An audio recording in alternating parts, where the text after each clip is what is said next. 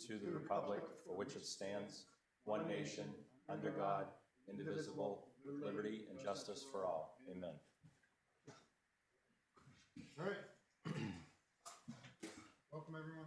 Speakers on. Yay. Here we go. All right. We're going to do the check manifest first. Yep. Find it.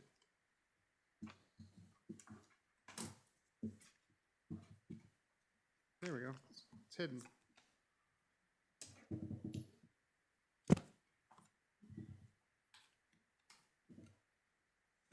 Which one do you want?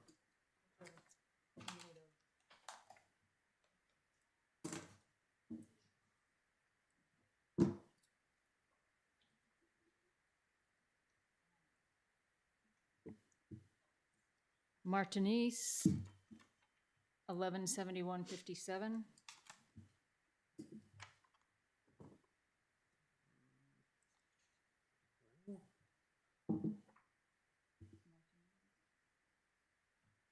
Here's a check. Make a difference. It's not on here. Oh, is that just direct deposit?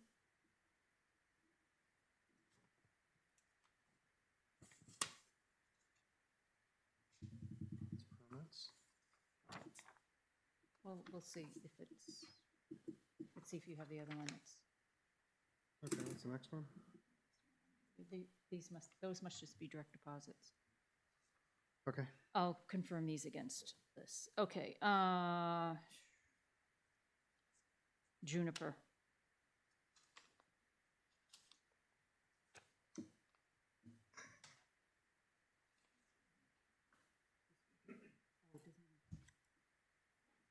It doesn't have her.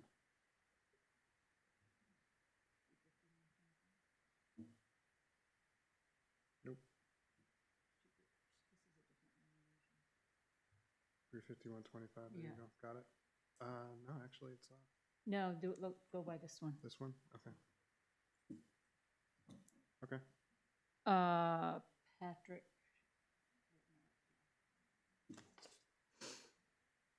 Lord. Yep. Got it. 329.65. Yep. And then Lachlan. Yep. 51.27. Yep. Janice Lear's 1172.64. Yep. Kiki Donis.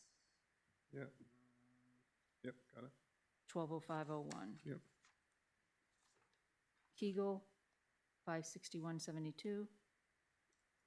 Yep. Benedict's 1034.78. Yep. Sakale 597.05. Yep. Collins 1014.68. Yep. Hooper 1235.99. Mm-hmm. Crafts 598.21. Yep. Sanuski 1018.22. Yep. Fitzgerald 730.09. Mm-hmm. Gagnon 495.47. Yep. Giroux 987.27. Mm-hmm. Haggett 718.11. Mm-hmm. Ingalls 1006.74. Yep. Kennedy 876.01. Mm-hmm. Lambert 487.32. Mm-hmm.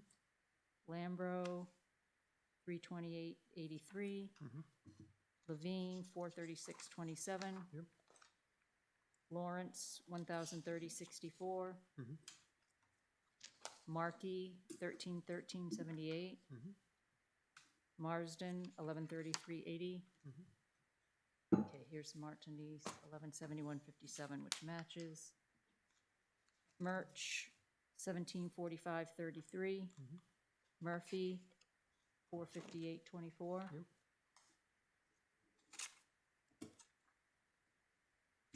Newman 1602.69. Mm-hmm. Olson 1498.52. Mm-hmm. O'Neill 1133.32. Mm-hmm.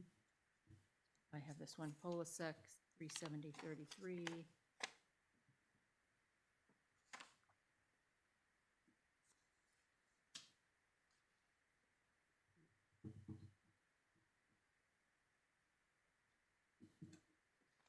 Check that one.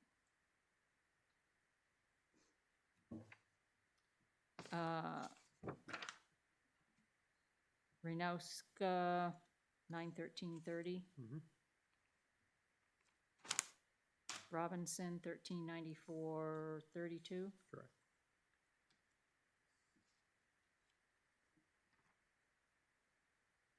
Bird, maybe? Haley? Benjamin Bird. It's not here. I got everybody so far. No. Begins with an I. 370/33. Haley Sitar, 3/21/30. Mhm. Spitaleri, 14/50/44. Mhm. Stevens, 11/44/77. Mhm. Tennant, 15/23/12. Mhm. Don Tilby, 15/06/79. Mhm. Jake Tilby, 56/56. Mhm. Justin Tilby, 126/48. Mhm. Turner, 3/34/79. Mhm. Tuttle, 3/23/11. Yep. Whitby, 12/07/96. Mhm. Was, 11/74/32. Everybody? Oh, yeah, yeah, those are the two I have. Okay, perfect.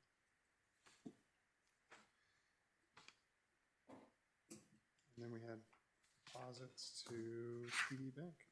Yeah, those are the 36,218.18. What's this? taxes. Tax assessment? EFTPS?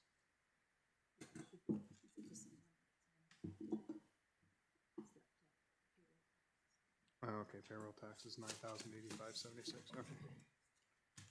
That's done.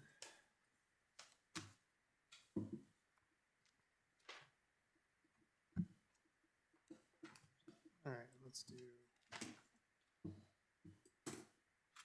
the recreation manifest.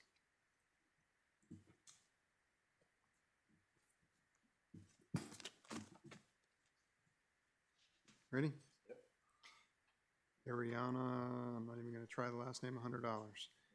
Eversource is $161.99. Lawn Doctor, $7,748. Susan Culligan, $100. And that's, total is $8,109.99.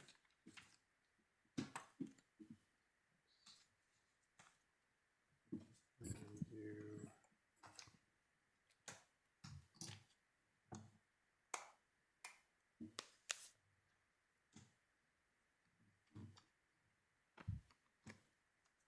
just verify the checks.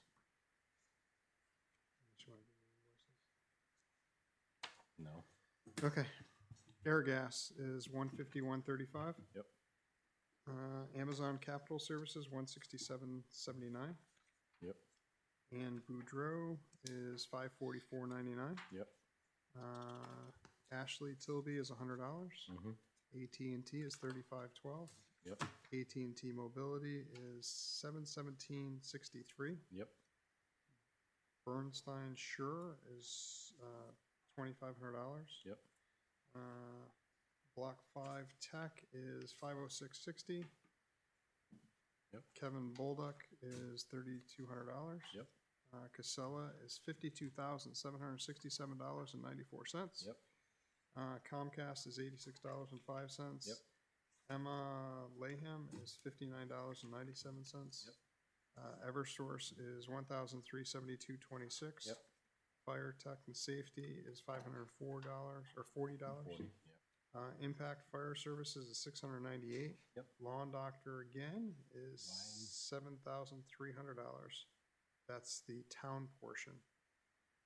There's town and the rec, Okay. they split it. Mm. Motorola Solutions is $18.56. New England Barricade Company is $157.22. Yep. Quadient Finance is $2,020. Yep. Rob Wolfchuck is $68.40. Seacoast Chief Fire Officers is $4,897. Yep. Seacoast Harley Davidson is $15,996. Yep. That's a replacement check. Yep. Mm-hmm. State of New Hampshire is $3,154.59. Yep. Sullivan Tire is $288.84. Yep. Toshiba Business Solutions $389.17. Tri-State Generator Services, $3,313.43. UniFirst Corporation is $140.33. Yep. Union Leader is $445.25. Yep. Valak is $110. WB Mason is $344. Whitney Consulting Group is $4,500. And Whitmer Public Safety Group is $257.21. Correct.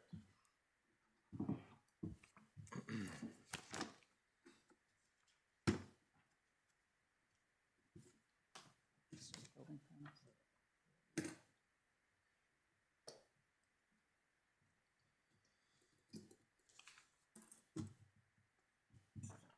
I'm gonna turn this over to, Do you want to make a motion to sign the manifest? yeah, I was gonna ask her for the update, but, motion to sign the manifest. Second. All in favor? Aye. Aye. We have 2 weeks there, right, on the manifest? Is it? Yeah, there's a, the other one was in, with the addition of a special payroll that was added after the fact. Yeah. So there's a motion for both. Yeah. Manifest. Corrected manifest for last week also, so I have both. It looks like we've signed them all. So we're good on that. And then I'm gonna make, a motion to, for Linda to be our treasurer. Second. All in favor? Aye. Aye. Aye. And then I'm gonna ask our treasurer to come up. And welcome. Do we have to sign anything or? It's been signed so that we could get her on as a signer. She was the deputy treasurer. Now she's the treasurer. I just wanted to make sure that we did whatever we had to do. Okay. And so I'll just ask for the board to give me one more week before I start presenting a weekly treasurer's report, just while I'm catching up on process and procedure and reconciling through the date. Okay, sounds good. So right now, you're still in the process of reviewing all that information, so. Yes. Any questions from the board? Good deal, I appreciate it, thank you. Do you want me to take those checks? Yes, that would be awesome, thank you. All right. Thank you and welcome. And I think I've signed all of them, so just let me know. Thank you. All right, we have no public minutes that are ready for approval at this point. Or non-public. Or non-public. And we have Conservation Commission, RE Sly Easement, Open Space Bond. Discussion? Come on up. Wherever you would like. You can up there or down here, Either. whatever makes you happy. Sometimes you need to spread out. Seems more comfortable. Get comfortable, Okay. Rep. Hopefully I won't be here that long.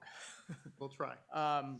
Well, thank you. I'm excited to be here tonight to discuss in public a conservation easement on Cindy and Warren Sly's property on Middle Road. Rob Wolfchuck, Chair of the Conservation Commission. I'm also joined by Ben Engel from the Southeast Land Trust. He's the project manager working on this project. So when we get to questions that are beyond me, Ben will step in and handle all those. So we have looked at this. Do people have the presentation from the last time, or I could hand some out? I remember it. I don't know. I mean, Doesn't hurt to hand it out. yeah, I have whatever you sent us digitally.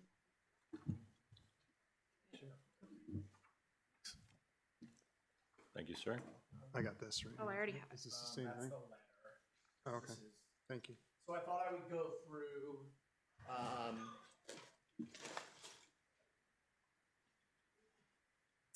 kind of from the beginning to discuss the property, kind of what our next steps are, the resource values, how it meets the open space bond. And so my goal tonight is to present this, answer questions from the board and the public, and then to get approval to use the open space bond to pay for this easement. So last week at the Conservation Commission, we held the notice public hearing per the requirements of the open space bond. And at that meeting, the Conservation Commission approved moving forward and using the open space bond to pay for this easement. So just to quickly go through it, the property has great conservation values. It's 55 plus or minus acres that'll be in conservation, plus a close to 4-acre exclusion. That in that area, the property owners can do anything they want. This is consistently ranked high on our own kind of internal ranking list. We got an appraisal on the property. Oh, so just to go through some more of the resource values, about a third of it lies within the Coastal Conservation Plan, which is kind of the guiding plan that's been done amongst all the conservation groups to identify the highest conservation priorities within the whole watershed and seacoast region. This is close to many other conserved properties. If you start kind of flipping through the packet, you know, the second page highlights the property, and you can see all these conserved properties around it. It ranks very high for wildlife habitat. There's a rare species within a mile. 2 tributaries run through the property that go into Dudley Brook, which has always been a priority to protect properties along Dudley Brook, Little River, that feed into the Exeter River. It has prime and locally important soils. These are all different maps within the booklet if you want to look at anything.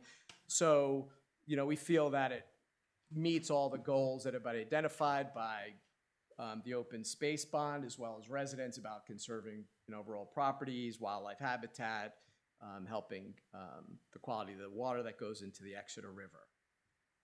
So we had an appraisal done. The appraisal came out to value those in easement, so basically the extinguishing of the development rights on the property, for $310,000 back in October of 2025. The landowner will again retain ownership of the property. CELT will be the primary easement holder.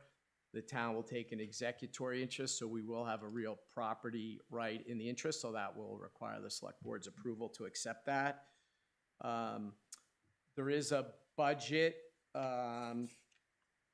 towards page 10, kind of in the corner, that shows the easement value plus the associated costs of legal, survey, hazardous waste assessment. We've already done the appraisal, CELT's project management fees, stewardship funds that CELT collects to help fund the ongoing responsibilities they'll have into perpetuity to monitor the easement. So roughly $387,000 in expenses. CELT has identified at least 3 grants that we think have a good chance of getting. So that's a total of $55,000. It would make the net from the conservation fund $332,000, but we can't rely on those. We actually, because of an early deadline on one of the grants, Ben put in the grant and we already got back preliminary approval for $20,000. But at this point, I think it's prudent to go for the whole amount, and then hopefully, and we may have to pay it out and then wait for grant money to come back. So I think at this point, it's best for us to go with the total. So that's the budget. I thought it would be worth going through the objectives of the open space bond, which is on the back page. The warrant article for that from 2022 is on the back page. The first part is kind of legality about the bonds, when this will conclude. But the third bullet point really is the purpose, which is to conserve parcels determined by the Conservation Commission to be of strategic conservation interest, to protect wildlife habitat, water resources, while helping to maintain the town's rural character. So again, there is a sheet in here that CELT prepared that goes through the resource values in terms of land, water resources, wetlands. There's over 10 acres of wetlands. A tiny fraction of one of the town's designated prime wetlands is there. It's within a DES high priority water supply land, and other things. The wildlife ranks pretty highly in the New Hampshire Fish and Game Wildlife Action Plan. So we think it clearly meets the purpose of the warrant. The next bullet is where practicable, land shall be made available for use of citizens of town recreation. So in this case, the landowner is going to retain the right to either leave it open or post it. They currently have a couple areas posted because of prior incidents. So while we had a good discussion on it, it was not an option for them not to have that given their past experience. And then the last bullet point, land or property interest to be purchased shall be acquired in the name of the town by the Conservation Commission, subject to approval of the Select Board. So the executory interest that the town would have does meet that purpose. We've actually had town council opine on that in the past for the Fuller property. So we believe that it does meet all those criteria to use the bond. So where are we going to get the money to pay for the bond? And we talked about this a little last time in non-public, and I see Jim is still here, chair of the budget committee. We do have bonds maturing. Let me take a step back. So we expect that this would close in the middle of next year, given that we have about a year's time frame to get grants. And then the first payment on the bond would be early 2028. So fortunately, from the town's original open space bond 20 plus years ago, we have 240,000 of that original bond from 20 years ago maturing in August 2027. We then have 976,000 and change maturing in August 2028. So obviously it's been paid down all along. It's not a balloon, but that final payments on those will be made. So if anything, we have potentially just a minor kind of mistiming for 8 months. Jim has done a full analysis. There's also some other town bonds from other departments maturing. So he can talk if I say something wrong, but he seemed to feel that very confident that issuing this bond could fit within the budget and the cap that we're under. So where are we now? The Slies have already signed a purchase and sale agreement at the $310,000 number, and that's between CELT and the Slies. So the next steps are for us to approve, for the Select Board to approve using the open space bond. And then there's also a funding agreement which was distributed, I saw it on your desk, where the town will commit to fund the budget as presented. The 386,400. Right. So as part of the purchase and sale with the Slies, they agreed to a draft easement with CELT. I should say this whole structure is extremely similar to the Fuller project that the town approved, paid for with the open space bond, signed an easement, took an executory interest. CELT was the primary holder. They were the project manager. So similar process, very similar easement. There's still a lot of, blanks left in the easement because we haven't gone through it. The town will have input on the easement, but as part of the funding agreement, it will have the draft easement to sign. We'll have the draft easement attached, and then of course there'll be the ability for negotiation and things like that. But this is the general terms. Like if there's anything big, now is the time before we sign it. And on this thing, it says not to exceed the 386,452 because you're still waiting for the grant money. Right. We haven't even applied to some of them yet. Yeah. So questions? Any discussion? Yeah. When will you know about the grant money?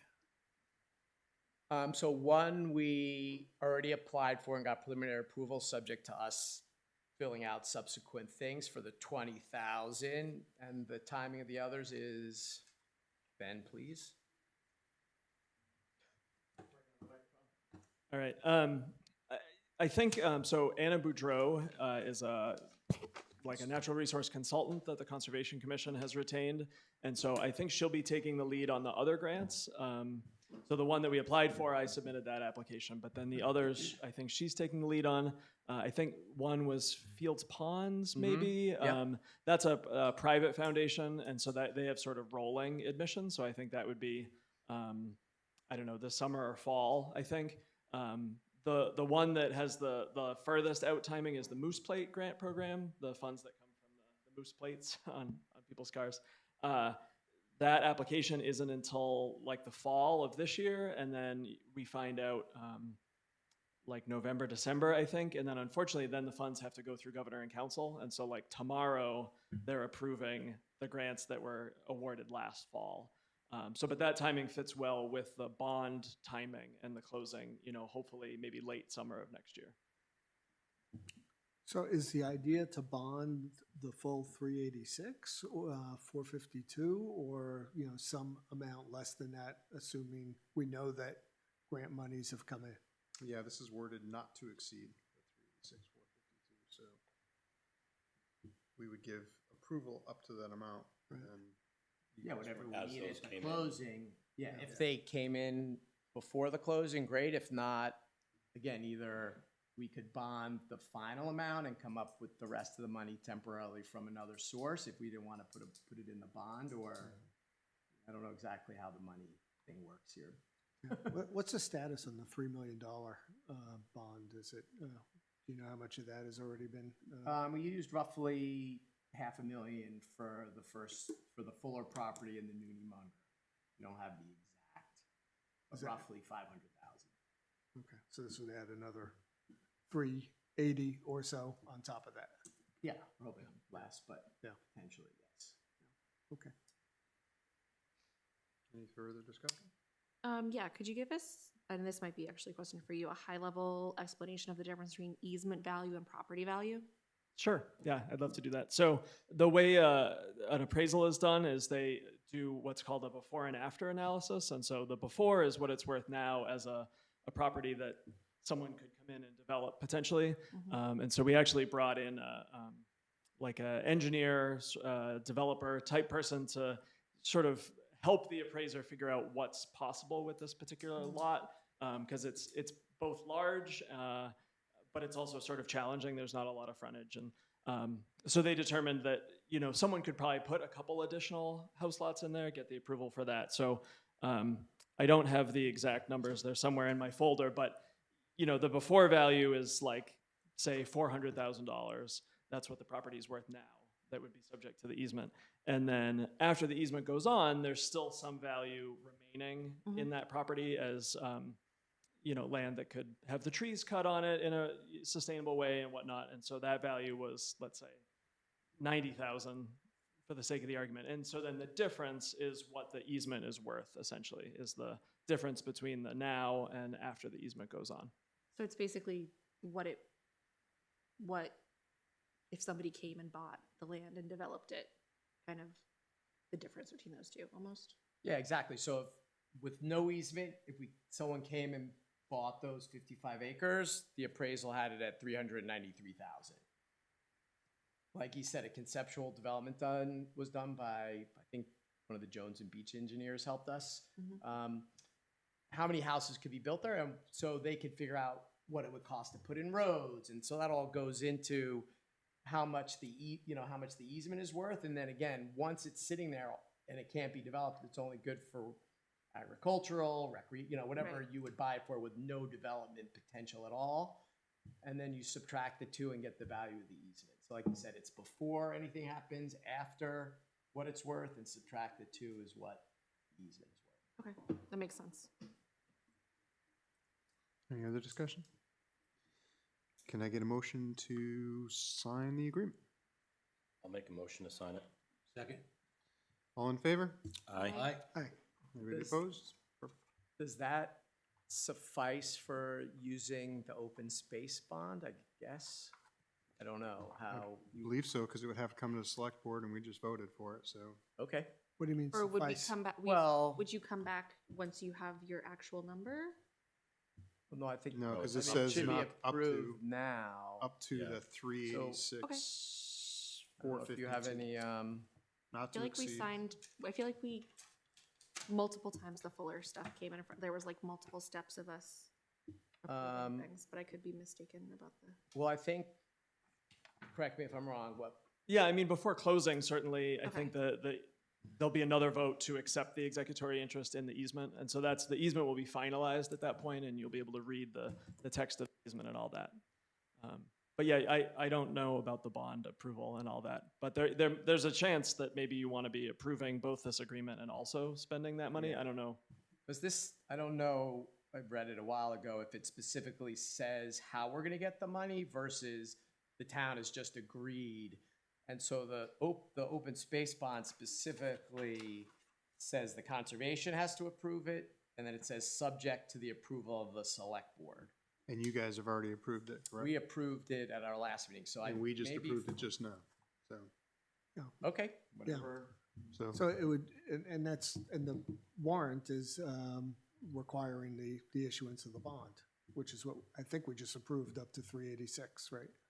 Will you approve signing an agreement that the town will pay this much money? It doesn't cite a source. Right, up to that amount of money. It comes from the bond because That's what the warrant that was says. Should I the make warrant was. Okay, an that sounds amendment? good. Or should I make a second motion saying that we intend to use the bond?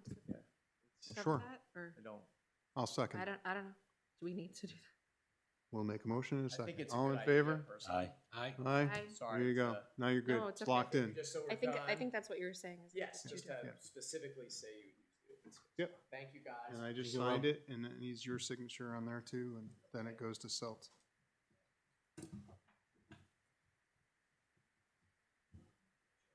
Nope, you're not gonna sign there, you're gonna sign up, there you go. Make sure you sign the right one. Selt gets to sign the other one.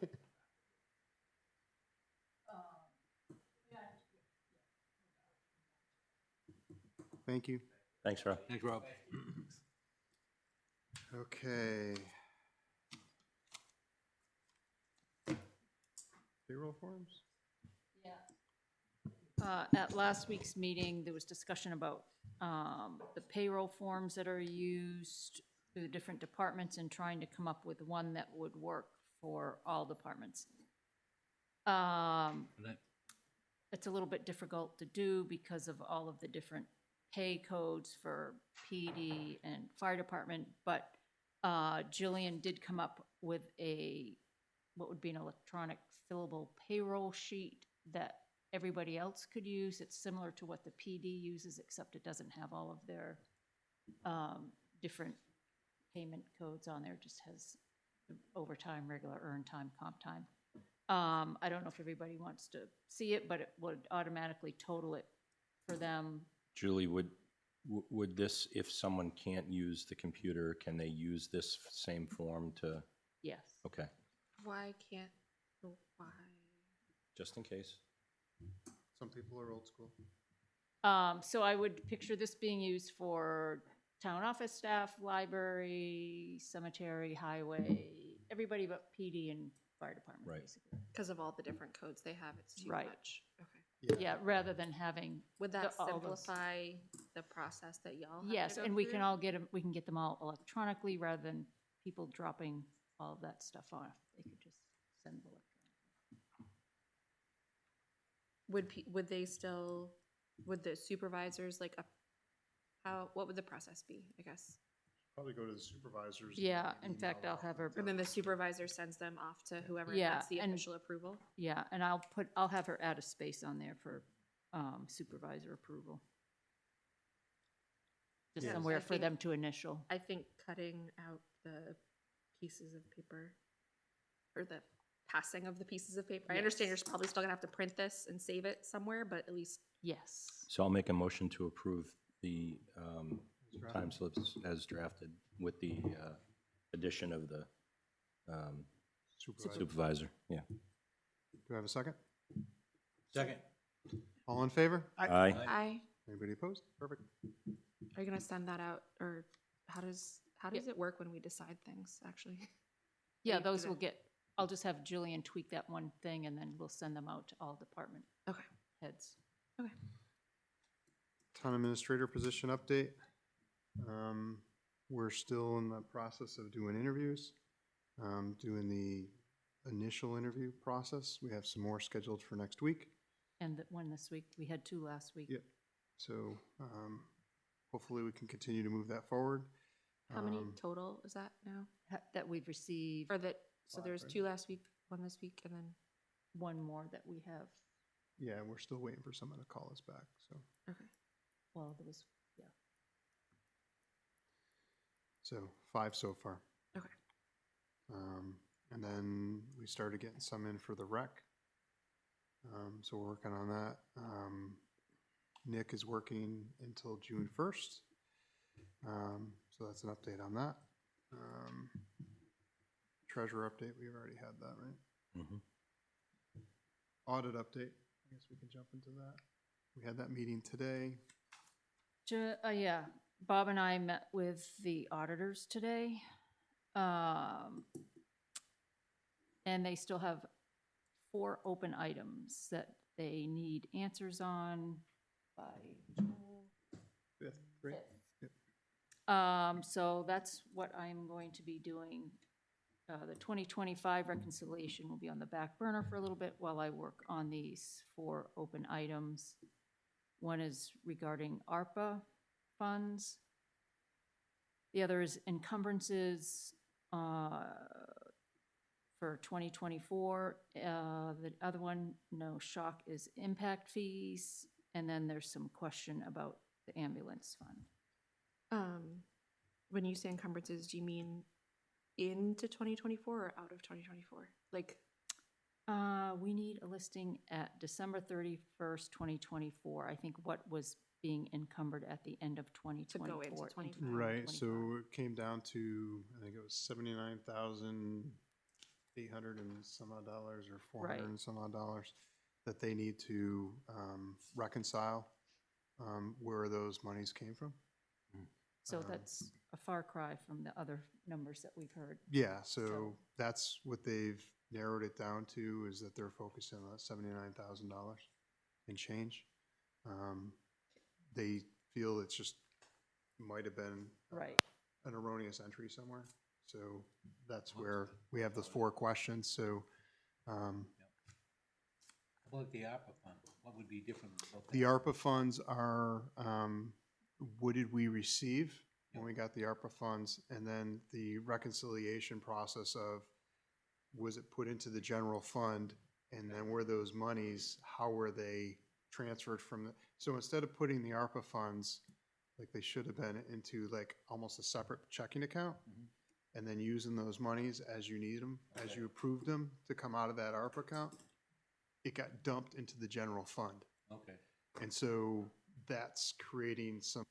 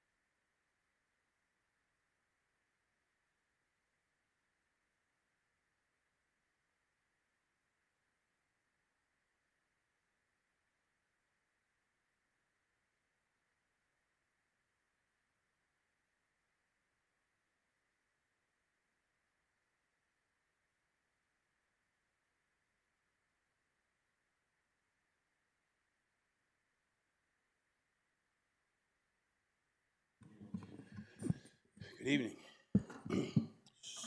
So last Friday, I entered into a mutual aid or an agreement with the federal ICE program. Just like any other program, you know, that we work with DEA, ATF, FBI, Customs, Secret Service. You know, this is law enforcement supporting law enforcement, you know, as we're moving forward.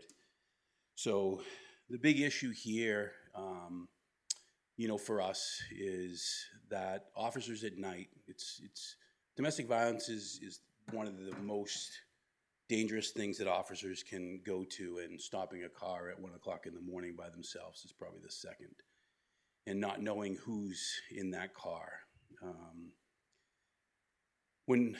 As of right now, or prior to me signing that ICE agreement,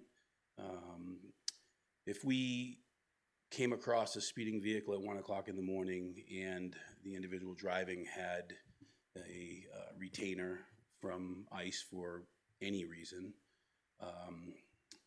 all we could do at that point was write the ticket and move them on their way.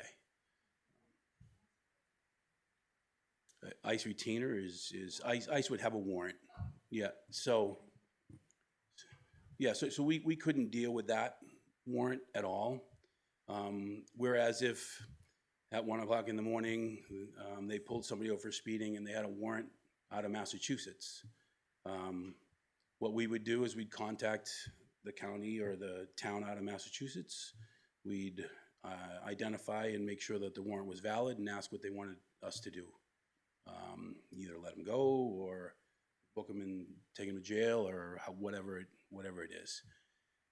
This is exactly what that mutual aid agreement does with ICE as well. If they have a warrant or a detainer, then we contact ICE at any time of the night. We ask them, we give them the information, and we ask them what it is that they would like us to do. So, and that in some instances could be to let them go, get an updated address, or to take them to a facility for them to hold, or for them to come out. So I didn't want to handcuff my guys and have them just allow, you know, somebody to drive off. It's kind of not what we took the oath for here. We're not kicking indoors. That's not what this is about. This is just about the contact from somebody at any period of time. So now there's 20, but there's Rockingham County Sheriff, Epping, State Police, Kingston, Chester. I mean, yeah, there's 20 communities, and actually more in the pipeline right now. But I did it specifically for Brentwood because I just felt that it's needed for the officers, and I did not want to hold them back from doing their job. Oh, it depends on who you're pulling over, but that's whether or not it's an ICE detainee or a criminal out of Connecticut as well. So.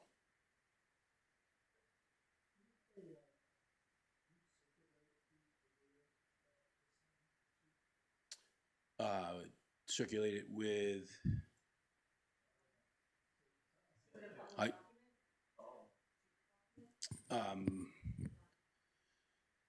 Let me contact ICE and see how to proceed with that, because I do think that there is some redactions that that have to be done through them, but.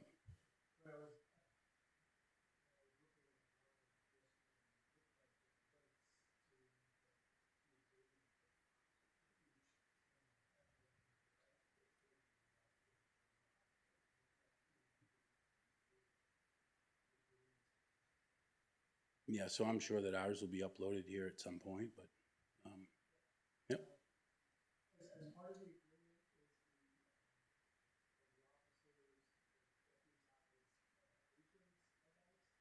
No, they'll receive some training. They'll receive the proper training.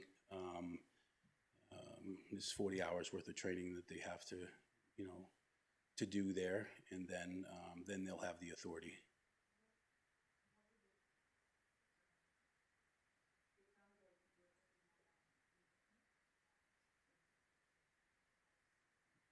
Yep, and there's for the procedures that to follow, who they call, where we would take them.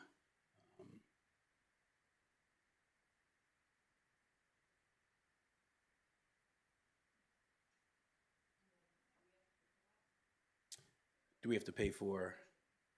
The training would be, on us, which is no different training that, we pay for currently. They'll do it online, from time to time. Oh, yeah, yeah, yeah.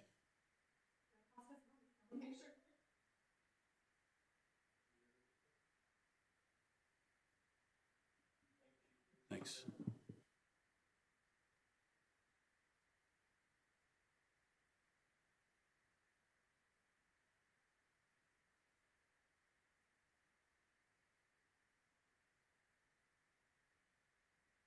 Betsy Ibbotson, Scrabble Road. I wondered if this has been a big problem in this area. I know we're right on 125, 101. Have we seen a lot of instances where we've let people go because we didn't feel like we could hold them because we didn't have this agreement?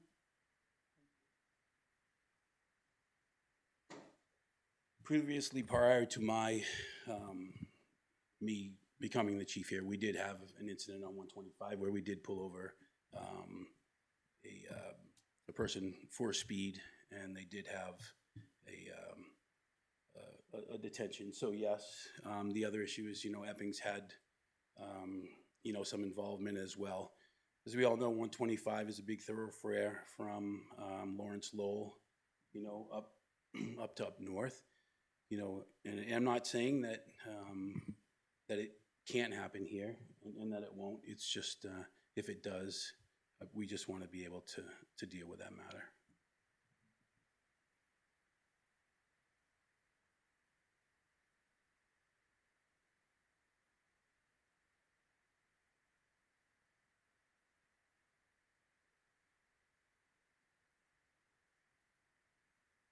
Ah, there we go. Yep, I see it. Should know this by now. So Eric Tur, Peabody Drive.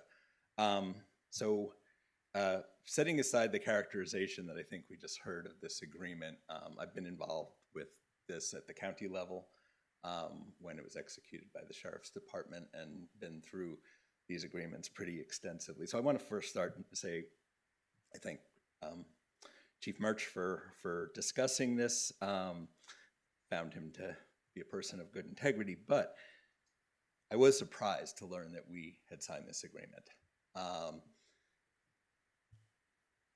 I learned basically because I got phone calls from people that said it had happened, and I was forwarded a post by the ACLU listing that our town was one that had entered into agreement. When someone first asked me, I said, no, I don't think so, because it's not been discussed publicly at all.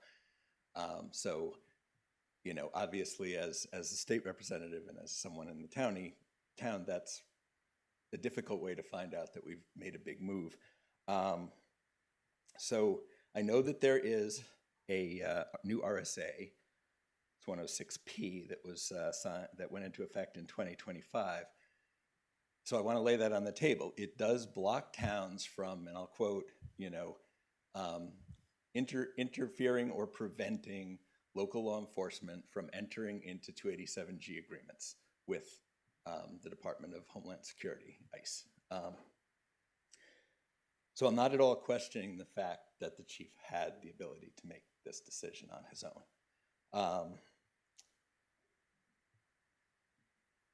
I will say that this is a consequential step. It's not just a simple empowerment of someone to make a stop on Route 125 now and again. I can go through that in more detail, but I think there should have been public discussion about this in advance. So participation in these agreements is voluntary, and there was no urgency to this. So unlike other towns which have done this recently, where there was a select board presentation of the concept of what was being considered and a full sort of reading of what was involved in this agreement, we didn't get that, And again, I'll reiterate, not required, but I think as part of good public policy and good open government policy, there would have been value in having that discussion and not have this come out through social media, basically, for people to learn about. And, you know, and people have been concerned, I will say. I don't know if that's been expressed to you, but it's been expressed to me. The agreement has resource implications, financial concerns, liability concerns. So again, I looked at this extensively with the Sheriff's Department when they entered in this type of agreement. So a couple of provisions, and I can read you the actual language if you want to hear it, but under this agreement, our officers are placed under the control and supervision of external ICE agents when they are working on one of these properties. So they are no longer working at our direction as town resources, rather than our police chief. When they're acting in that capacity, the cost of the participation is borne entirely by the local law enforcement agency, including personnel, equipment, travel. So there's no reimbursement. I know I've heard it said that this agreement brings reimbursement and brings resources into the town. The way it's written, Part 10 of the agreement doesn't have that. There may be other wraparound services that can be applied for, but that's not what the agreement does.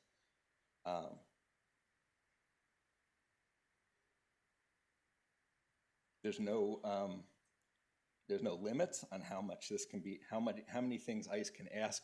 So it is, when I know it was said a few minutes ago, I'm sorry, I just got back from Cape, so I literally came running in here, that this is not about raids. There's very specific provisions in an ICE agreement, 287G, to participate in raids. And when you're participating in a raid, you're working as an agent of the supervisor of ICE. There's any information about what they're doing is controlled by ICE. So ICE can limit what it is that we can even know about what our town is doing as part of this agreement. The coverage for liability, any liability arising, is entirely optional and at ICE discretion. So we won't even know until after the fact whether or not we've got coverage for this, at least through the federal agreement. So because another provision of here says the police department can make arrests on suspicion of illegal immigration. So they do not need to have a cause of action against someone. I can read you the language if you want, Jim. I know you're shaking your head, but that is true. They can stop someone on suspicion of illegal immigration. That's the way the agreement is worded. And they can also issue their own immigration detainers from our town, which I have no idea how anyone's going to have the information to issue an immigration detainer, from our town. The Sheriff's Department entered into an ICE agreement, same ICE agreement. What they did was very interesting, and I give them a lot of credit for it. They basically looked at the list of these provisions, most of which I just read off, and they basically said, we are going to adopt a policy that says most of what is outlined in this agreement, we will not agree to participate in. It's not a checkbox. You can't just go down the agreement and say that. So they wrote a policy, and I asked the Sheriff's Department specifically, so you wrote the policy, what's that mean for ICE? He said, we submitted this to ICE, told them that this is what we're gonna do. We're not going to proactively act on anyone unless there's a local law enforcement issue that we're enforcing first, so that's key. They said, we're not gonna go on any external activities, so we're not gonna go on raids, we're not going to issue detainers, we're not gonna do anything. All we're gonna do is if we stop someone and they have a detainer, we agree to hold them. What's that?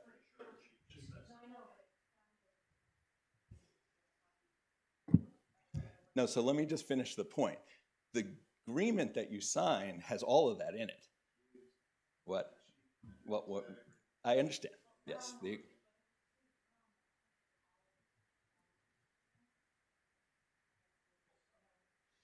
So just,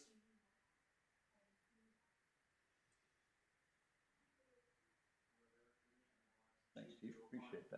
So what the county did was unusual. It was first time I'd ever heard of it. They wrote a policy that said, we are declining most of the authorities in the agreement we just signed. And if we're asked to do these things, we will decline to participate. If our request to decline to participate is not honored, we will automatically withdraw from the agreement. And that's the only power you have once you sign the agreement, is to withdraw from the agreement. It's not a hard thing to withdraw from. But in real time, how does that get played out? It gets played out in terms of you're going to get a request and there's not going to be a policy in place or a process in place to decline it. So I thought what the Sheriff's Department outlined was quite unique and quite proactive, and it basically places them outside of most of the things that I think have been causing problems that I'm sure you've all seen with some of the ICE activities. I know Jim hasn't seen this. Well, he's shaking his head, so I'm saying.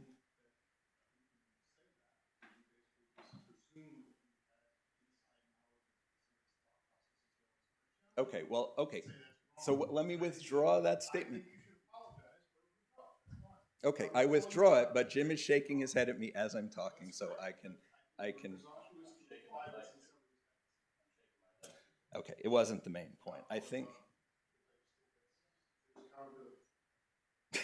Yeah, there's accountability, ideally. So let me ask a few questions while I'm up here. I think one of my questions is answered, which is the agreement is executed. And you all have not seen the agreement that's been executed.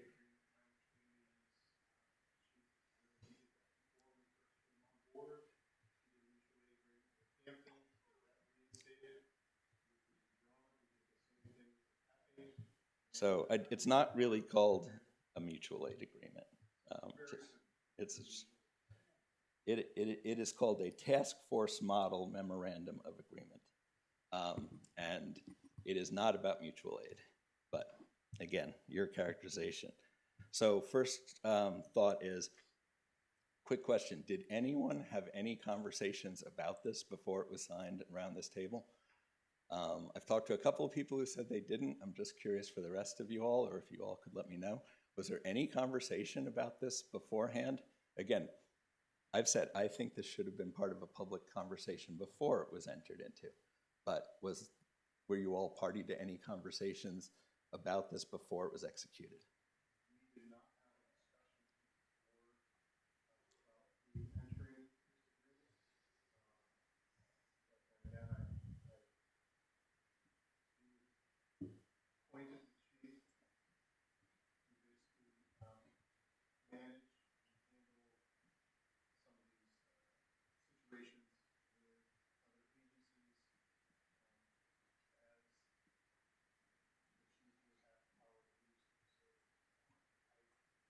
Heard about it too, because someone reached out to me saying, post, I don't follow the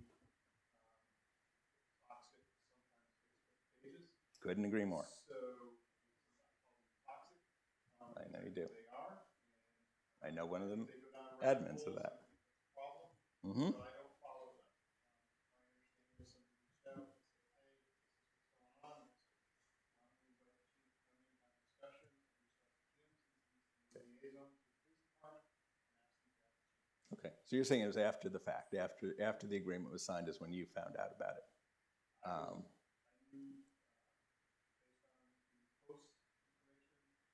Okay, that's fine.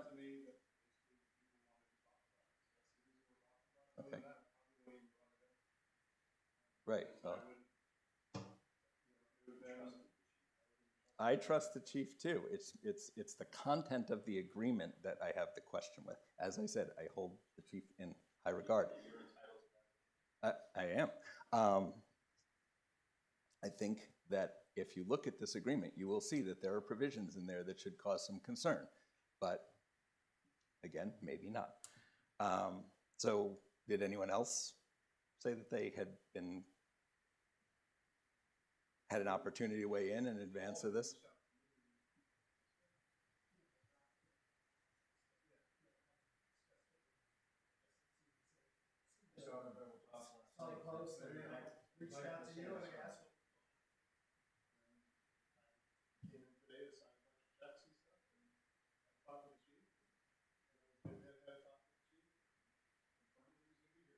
Okay, so I know, okay.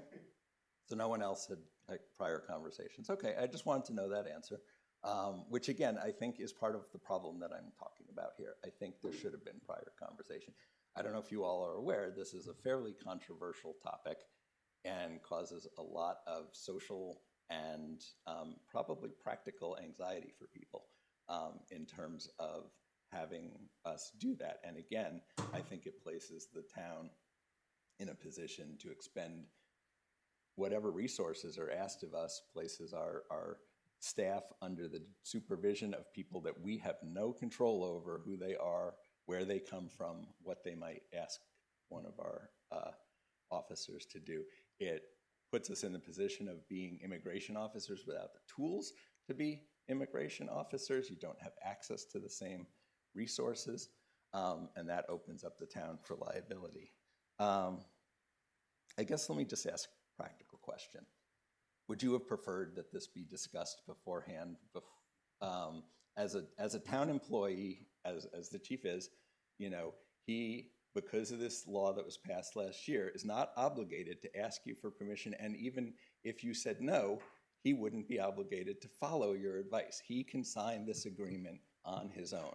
Are you all comfortable with the fact that this was entered into without any public or discussion around this board? Thank you. You know, to me, I'm a big proponent of having discussions, roundtabling things, but I trust Paul's legal mind, and I trust the chief's ability to basically look for that.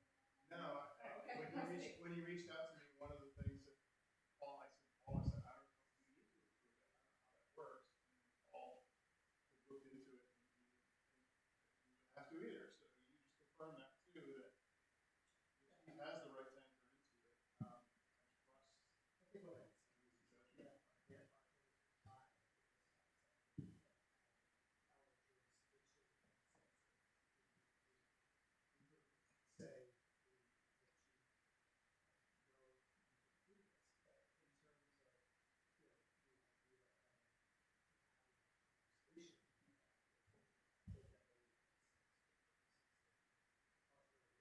Yeah.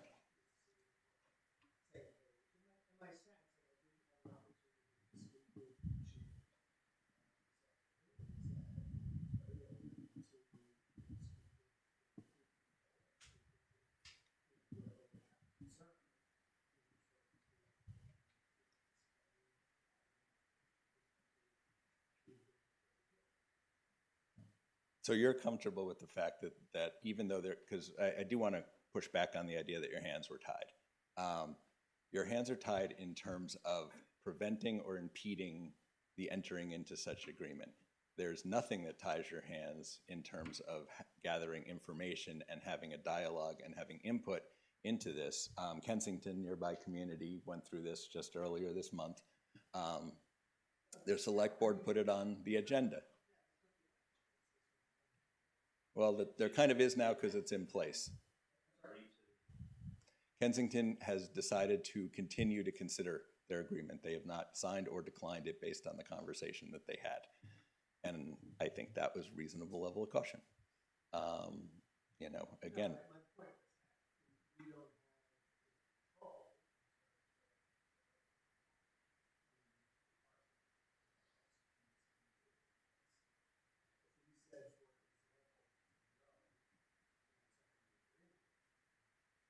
There are towns that put this on the warrant. There are towns that had a referendum on whether to enter an agreement, and is non-binding, but the town voted not to enter into the agreement. I think that town did enter into the agreement, you know, but it's I could get it for you. I don't have it off the top of my head. No, I'm not saying it needs to go on a warrant. I'm saying, are we comfortable with the idea? Because you know, this can be amended, it can be changed. You know, I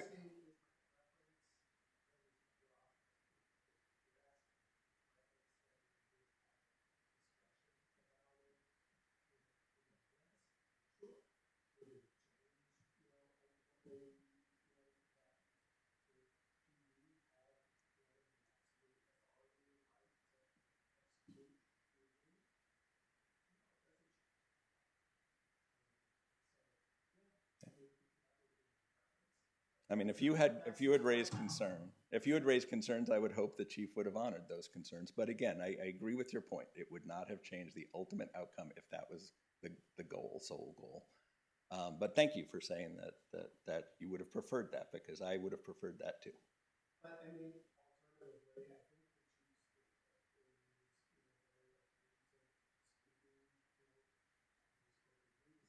think the chief's others. I just saw that I was away from my phone when I just saw as I was coming in that I had a call. Yeah. Yeah, you have stuff to say, but. You asked if we were comfortable when I said complete. Yes. I said completely because I have full trust in our chief. And I absolutely want to make sure that people that break the law are held to accountability. Yeah, and I'm right there with you. If the people have broken the law, they should be held to the accountability. That's not what the question is. We're not talking about anything else. So, I mean, would I like having conversations? I can talk to you. So, it's perfectly Fair. fine. So, I'd rather have open discussions, and I think I was pleased that, you know, I came in today to sign a bunch of checks, to the treasurer, and I had to sign a bunch of stuff, and I was pleased that the chief saw I was here, texted me, and said, "Can you come downstairs?" And I went downstairs, and we had a conversation. Funny enough, this afternoon, he had a conversation with Paul too, so, yeah, his door's open, he's having those conversations. Again, I found out this. Yeah. Told me about it. Right. And I called first thing this morning when the PD opened, asking for that same conversation, because I wanted to know the facts before I came. So anyway, we didn't get a chance to have that, but he did. I will acknowledge I saw that it was on my missed call list. I was comfortable with the conversation that I had with the chief. I was comfortable in my discussions that I had with Paul, that he had the authority to do so. And do I support it? Yeah, I support what the chief is trying to do with the department. I support the safety and protections that he's holding to the town and the community And its officers. and his officers by getting, you know, he had this clearly an agreement that the sheriff entered into, surrounding communities have entered into, have been in the Constitution. So I think there's some validity to him entering into this agreement. Very similar to, you know, I know when I got back on the board in September, that again, we had those mutual aid issues going on with Hampton and with Epping, and I was involved in those discussions. I know it was mentioned in the board meetings that we would resolve those and take care of those, and I totally supported that. This is what we need in order to have a safe community. We feel safe factors in the best interest of our community and police officers. I wholeheartedly support that. Okay, fine. We are very much in a minority of communities that have done this, so we are in the leading edge, and we will find out. 20 municipalities, but not towns. That includes counties, and sheriff's departments. And the state is one of those 20. The state police department has entered into the same agreement. And at the state level, I think it's an easier concept because they have different resources available to process immigration. Okay, good. Right out Yeah. front with everyone else. So, he's leading the review and the approach. And if I can ask the chief one question, are there any resources? Because I've heard from other towns, people say that this will bring resources into the town. When I read the ICE agreement, it says all the costs will be borne by the town and there's no compensation. But I didn't know if there was any incentive programs or grants or other things that you either have applied for or are considering applying for that would be tied to this agreement. Yes, sure. And thank you all for the time. I just, again, process-wise, wish we had this conversation beforehand, so I didn't learn it on social media. So I actually have a couple things, but first is overtime and transportation time is paid for. as part of this agreement. By ICE, no, by ICE. Yeah, it'll be a reimbursement to the town for that. Yes, there is some grant stuff that's out there. You know, there's, if in the case that we do end up with one of these ICE individuals and ICE comes out, you know, yes, there is $100,000 that the town could get, and then $7,500 per officer who's trained. But that in no way or shape or form made my decision, nor did any political part of this. The one thing that I would like to say is that, you know, I've only been here 6 months, but I'm just not a 6-month police officer or chief.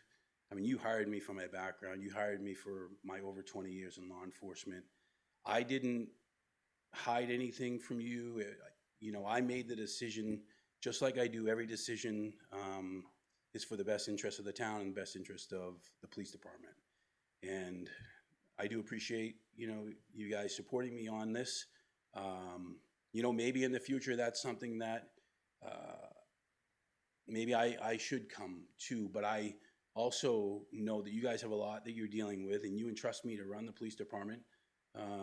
And again, we all can agree to disagree on some issues, but I'm open to discussions with people at any time. So I do think this is a good thing for the police department, and that's why I went ahead and did that. So.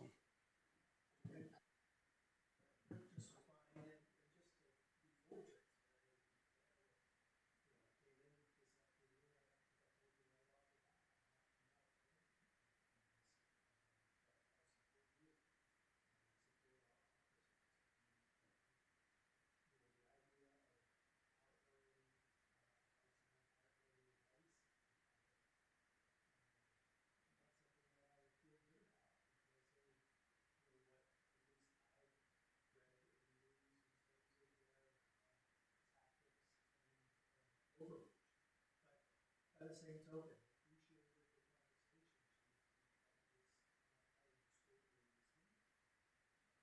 doing their best.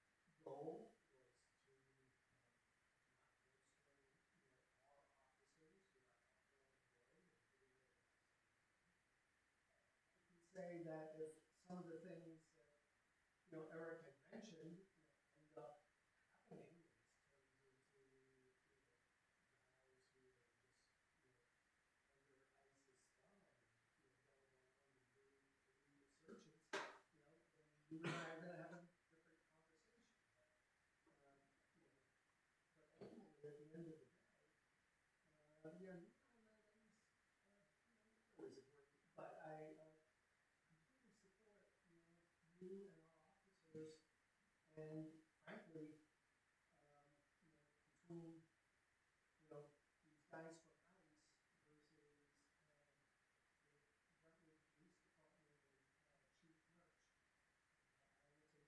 Chief Murch, I will take you guys any day in our town over them. That's how I feel. Doug Marino, 26 Mill Pond Road, speaking as a private citizen and no other capacity.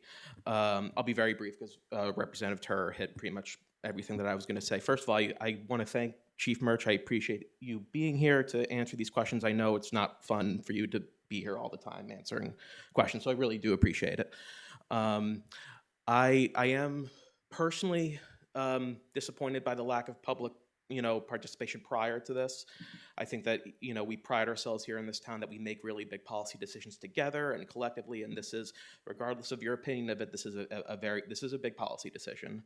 And the fact that we don't, it seems like we haven't seen the agreement, that's a concern to me. And then the last point that I want to make, because like I said, Eric pretty much made every other point that I want to put forward.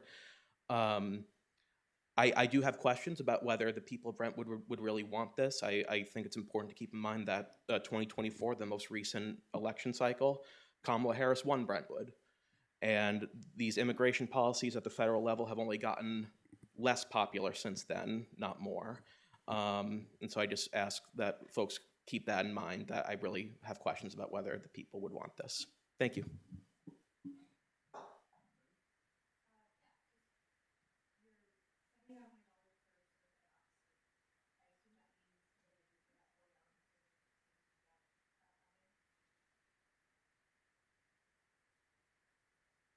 No, it'd only be after we had an interaction with ICE individual, whether it be on a motor vehicle stop or, and ICE was called, so.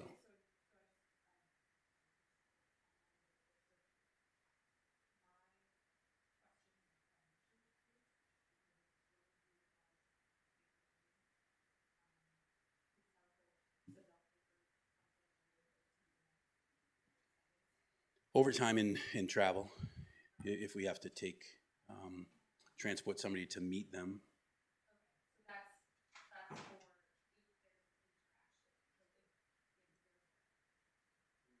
Yes. Yes. Yes, yep.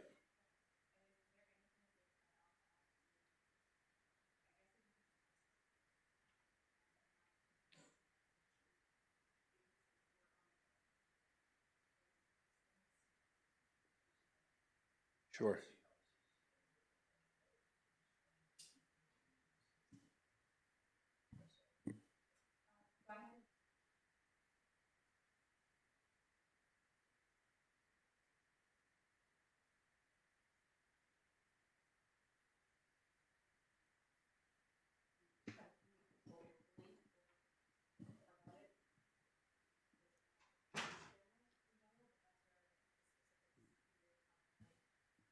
But, I mean, I do really get to decide. It's just that it's ICE training. It's no different than me deciding to send somebody to a certification of a training, and that it's just that this is their training.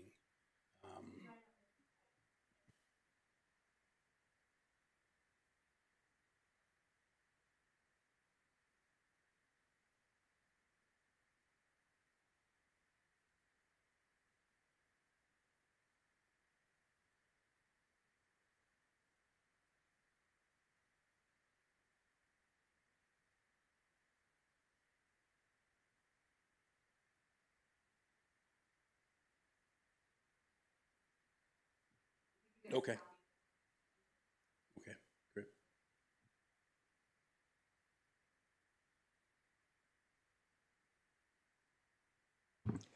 Jim Hazard, 33 Mohawk Lane. Look, I just wanted to say, since he has been chief in this town, there's been an amazing improvement and a noticeable difference in this town in terms of police department. And I do credit all of that to this police chief. It has been obvious since the first day he got here that he values community policing as the core of his department. And you can tell, I've heard from his officers, that's the message they've been given. It's obvious they attend the events. You don't ask them to go, they're there. They were at the folding at the newsletter one time. I mean, it was amazing.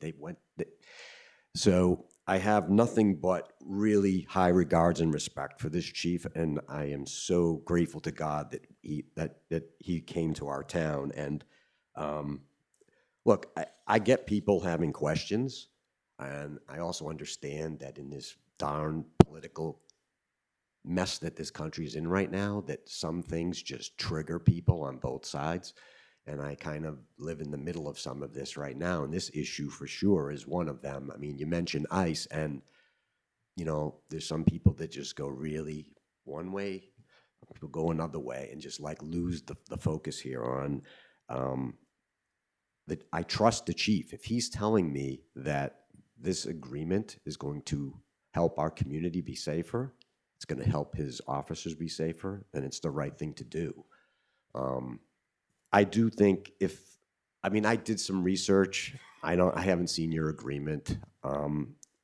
It does concern me that my state rep is saying that the chief loses control of his guys, because everything that I saw in the 287G program, especially the task force model, there was nothing that said anything like that. But like I said, I haven't seen, I don't know if that's what he signed up for, the task force model or not. I mean, this thing was talking mostly about on a stop, that if somebody has a ICE warrant, they can act on it. So, you know, you play around with AI because you go, well, wait a minute, what happens if someone's driving up 125 in the middle of the night, we pull him over. He has an open warrant for murder in the state of Missouri. What do they do? Well, they arrest the guy because he has a warrant for murder in Missouri, right? Well, what happens if that's, you know, another person driving up has some other criminal offense somewhere, right? Yeah, they act on this stuff. Oh, if DEA puts a bolo out there saying, be on the lookout for this vehicle because this vehicle has been involved in interstate drug trade, right? If this guy spots that vehicle on 125, they got him, and they're gonna take action. So then why is this big hoopla if somebody has a, you know, an ICE warrant because they were on a warrant, supposed to be deported, and, you know, they pull them over on 125. Well, I guess the law says that, you know, these other things I mentioned, they're criminal laws. Well, these are immigration laws, right? So there's a difference here that your local law enforcement, yeah, they can have partnerships with DEA and FBI, and everybody's all fine with all of that, right? Because they're protecting us, and he's protecting his guys. But now you get into immigration laws, and suddenly everybody goes into these two corners and nobody can even talk common sense anymore, right? Because you're kicking down doors of innocent children, or I don't know, you're not doing enough to get them all out of the country. You got two sides that just want to beat each other, right? All I'm saying is, please, I'm happy with what I heard tonight from you folks, that we support this police chief, and I can't believe he'd be getting us into something where he would be losing control of his guys. And I just really hope that the national division that everybody seems to, like I said, some people like playing tribes here, but we don't let this start to crawl back into Brentwood again. We kind of have a good thing going here with our police department. I just pray that we don't want to mess that up. Thank you.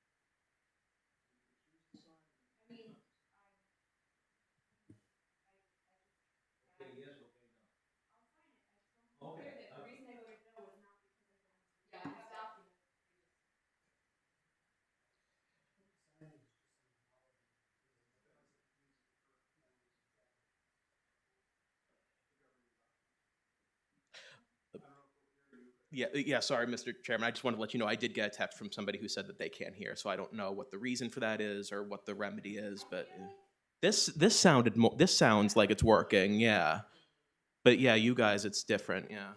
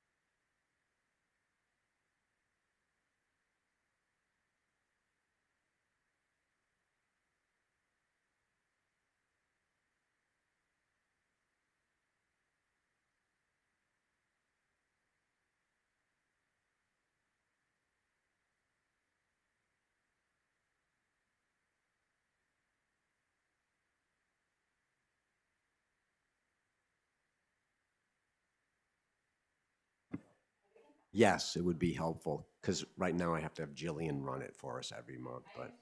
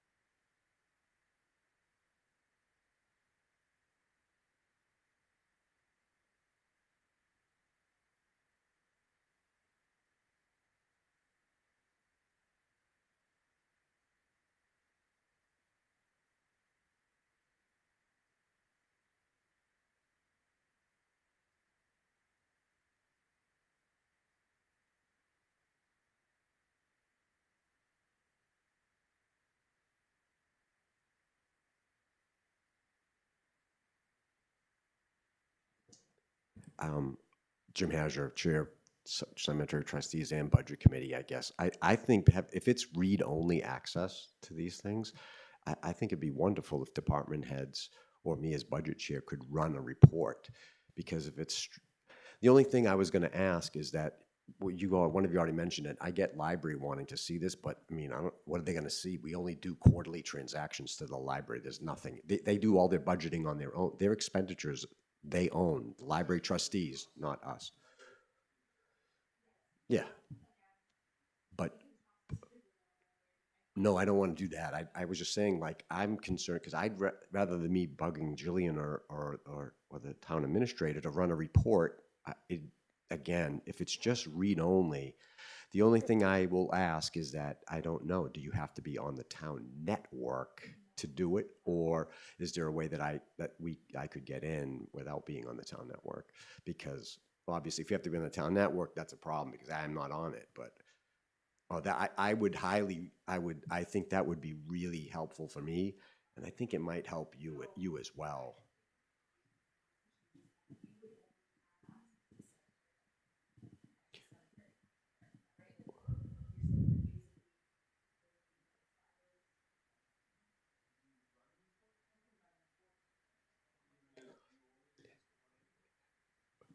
Yeah, and I do have a line for budget committee, even though it's a very small amount. It's probably smaller than library, but it would just be for those two. Okay.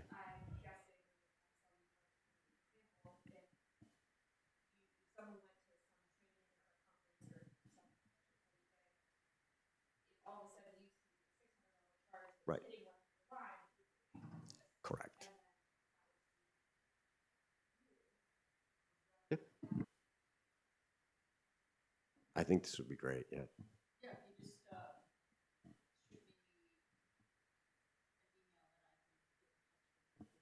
Okay, I'll do that. Awesome, thanks. Because I think like maybe, because Laura has a line as welfare director, she should be able to look at it as well, right, on hers, right? There you go. But yours only has $1 because it was 50 cents and 50 cents, and because of the rounding, you messed us up, but yeah. All right, thank you. I'll send you the email, thanks.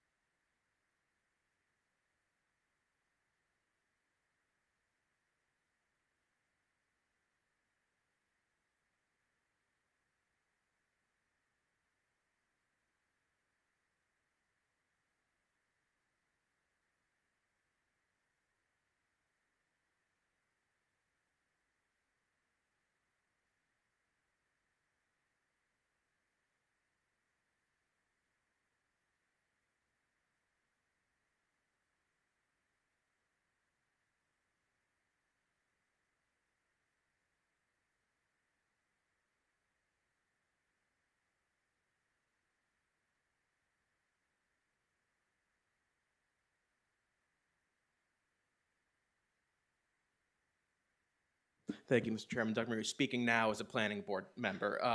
So this, I don't recall exactly, but this did come up, and so this would probably be a question for Mark, because I think that he's the one who brought it up, but I think there might actually be a disparity in our ordinance versus the state law concerning when the impact fees are actually supposed to be collected. And of course, state law supersedes our ordinance. Mark would have the better details of what the RSA actually says, because I think we're in conflict with the RSA potentially.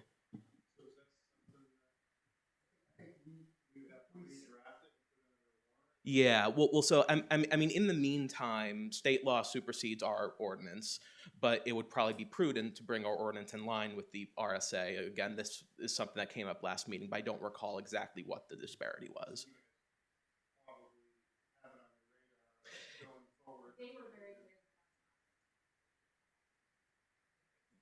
Yeah, so it is on our radar, but we are very much deferring in terms of deferring to either you all or the building inspector, or whoever the appropriate authority is.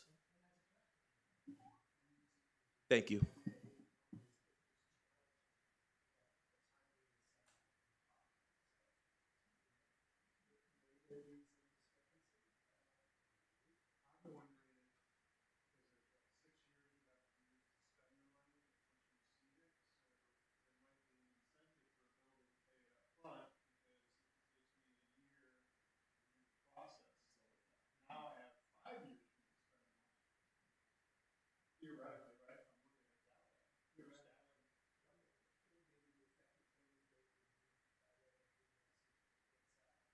It's something we could look into.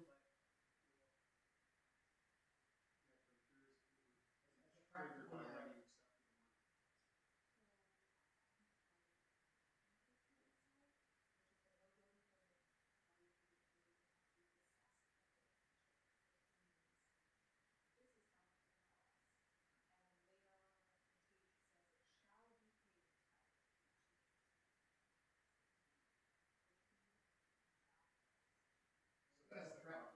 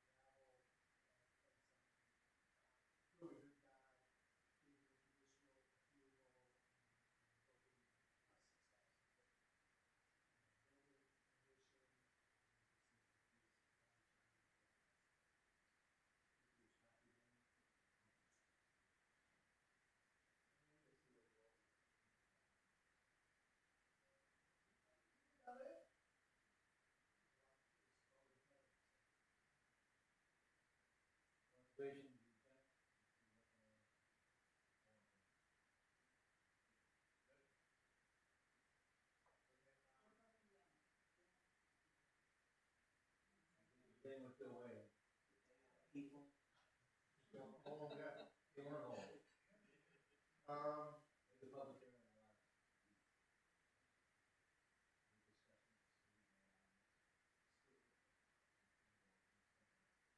Yeah, we had that one. and then I want to make sure I take the opportunity to bring up the Common Memorial Day celebration, which is at 8 a.m. on Monday. And that's Memorial Day celebration for those Vermont, sorry. February, sorry. And then I might not be able to make it back for that because I was supposed to be in Jack on Monday.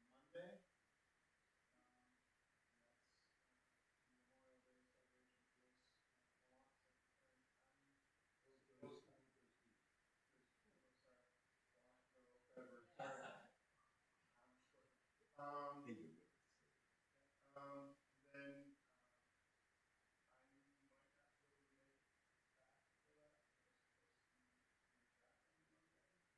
up in Western Mass. However, I try to be back at 8 a.m. Rain or shine. And they were looking for a board member to be. Flanders Field, isn't it? Yeah, Flanders Field. I've done it before. It's great. You would do a good job at it. I do. I did like that when I showed up on here. And then I'm not sure. Skip is going to be there. He does the fourth quarter, which is awesome.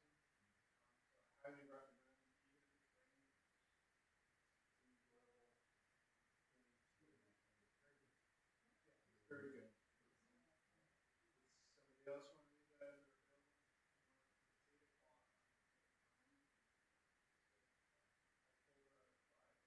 It's 8 o'clock on Monday. I pulled it out at 5. She gives you a piece of paper. Oh, okay, And the good thing is it's actually laminated. Oh, so it's wet, you So could. if it's wet, you don't care. So it's a wonderful thing. And it's great to read it. I can say the experience just when it gets to short things. It's like watching a play. It's awesome to watch. So I highly recommend people that are watching. If you hear me, screaming as loud as I possibly can. Please show up 8 o'clock in the morning, not at night. On shows at night. Oh, yeah. We go into every other week because Memorial Day is this weekend. That's why I mentioned. So it's going to be June 2nd, 16th, and 30th. Will be the next one. What will it be? Second, June 2nd?